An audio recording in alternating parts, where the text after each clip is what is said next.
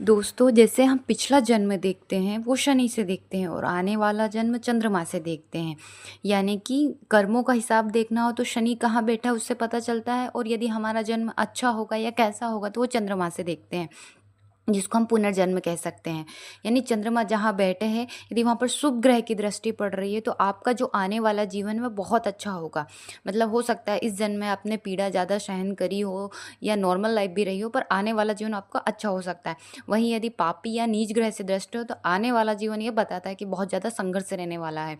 तो हम आज देखेंगे कि जो हमारी आत्मा थी वो कहाँ अटक गई थी, यानी कि पिछला जन्म हमारा जो रह गया था, अधूरे कर्म जिसको बोलते हैं, वो हम देखेंगे। नमस्कार दोस्तों, मैं प्रज्ञा आपका हार्दिक स्वागत करती हूँ अपने प्रोग्राम में। दोस्तों, मेरा व्हाट्सअप नंबर है, यदि किसी को भी कुंडली से रिलेटेड जानकारी चाहिए, कुंडली बनवाना हो तो आप इस पे संपर्क कर सकते हैं। इसके चार्जेस हैं। और यदि मेरा प्रोग्राम आपको अच्छा लग रहा है तो लाइक करें, शेयर करें, प्लीज़ सब्सक्राइब जरूर करें।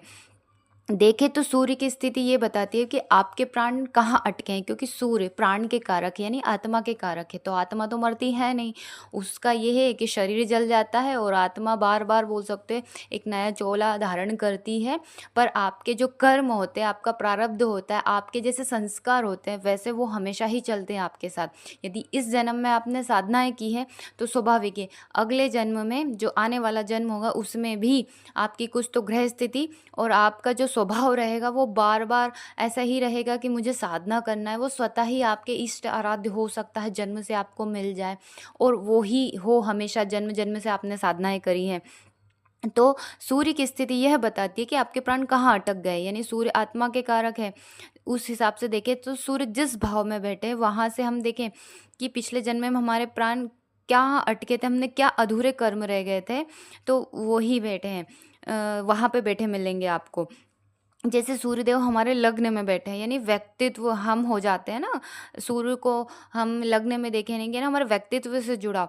मतलब हो सकता है उस जन्म में आपने अपने लिए इतना अच्छा नहीं कहा करा हो कर्म, तो इस जन्म में आप खुद के लिए करना चाहेंगे। सूर्य लग्न में आने का मतलब ये होता है कि व्यक्तित्व में भव्यता हो सकता है, अहंकार हो, कि सूर्य लग्न में व्यक्तित्व से जुड़ जाता है, भव्यता भी प्रदान करेगा। इसलिए इस जन्म में यही प्रयास करेगा वो बंदा कि मुझे अपना व्यक्तित्व बढ़ाना है, बेस्ट करना है। और हो सकता है ये तभी मिले जब आपने साधनाएं की हो, क्योंकि बिना कर्म के तो आपका जन्म ऐसे हो कि सूर्य लग्न में आ जाए, ऐसा होता नहीं है। दूसरा भाव धन का, वाणी का, कुटुंब का, परिवार का। यानी हो सकता है आपकी चाहत ऐसी हो कि मुझे बहुत धन कमाना है, या मुझे मेरा परिवार बहुत पसंद है और वो आप कंप्लीट नहीं कर पाए, मतलब अधूरा कुछ रह गया, तो द्वितीय भाव में सूर्य आते हैं। और इसके साथ ही हम देखें कि तीसरे भाव में जब पराक्रम में आए तो हो सकता है आप अपना बेस्ट नहीं कर्म कर पाए हैं, क्योंकि ये पराक्रम का है और आपने हो सकता है कोई काम अधूरा छोड़ दिया हो, कंप्लीट ना करा हो। फोर्थ भाव हम देखते हैं तो यहाँ पर सूर्य है ना कमजोर हो जाते हैं, क्योंकि अर्ध मध्य रात्रि का समय होता है और इसीलिए सूर्य यहाँ पर बोल सकते हो कमज़ोर होता है।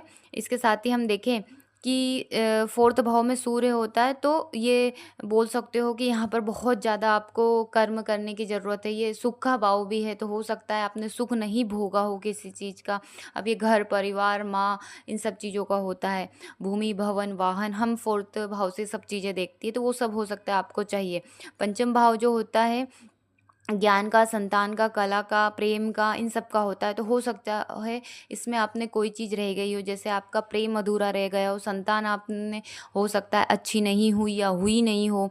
तो हो सकता है शिक्षा का होता है, तो हो सकता है आपने इतनी अच्छी एजुकेशन नहीं करी और आपको हमेशा एंडिंग समय पे ये रहा कि मुझे अच्छा पढ़ाई करना था और नहीं कर पाया, तो हो सकता है उसमें ही आपके प्राण अटके हो। जो छठा भाव होता है रोग रिपु ऋण का होता है, शत्रुओं का होता है। तो हो सकता है मतलब आपको किसी ने बहुत ज़्यादा टॉर्चर किया हो पिछले जन्म में, तो इस जन्म में आपकी इच्छा रहेगी कि आप शत्रुओं पर हावी हो जाए। ताकत जिसको बोलते हैं वो छठे भाव से आप देख सकते हैं। इसमें पापी ग्रह का होना वैसे भी अच्छा ही माना जाता है। इसके साथ ही सप्तम भाव में दाम्पत्य का है, तो स्वाभाविक अच्छा नहीं माना जाता है, क्योंकि यहाँ जहाँ सूर्य यहाँ बैठते हैं वहाँ जला देते हैं उस भाव को। तो विच्छेद कर देते हैं। तो जो सप्तम भाव है पूरा आप बोल सकते हो दाम्पत्य का यहाँ वैराग्य आपको देखने को मिलेगा। और अष्टम का भी एक गुप्त सोच, गुप्त साधना में व्यक्ति पिछले जन्म भी रहा है और इस जन्म में भी रहेगा। मतलब जो सप्तम भाव, अष्टम भाव और नवम भाव रहता है, इनमें सूर्य अच्छा तो नहीं माना जाता, वैसे नवम में तो कारक माने जाते हैं, पर ये स्वाभाविक है, ऐसा व्यक्ति बहुत ज़्यादा धार्मिक कर देगा।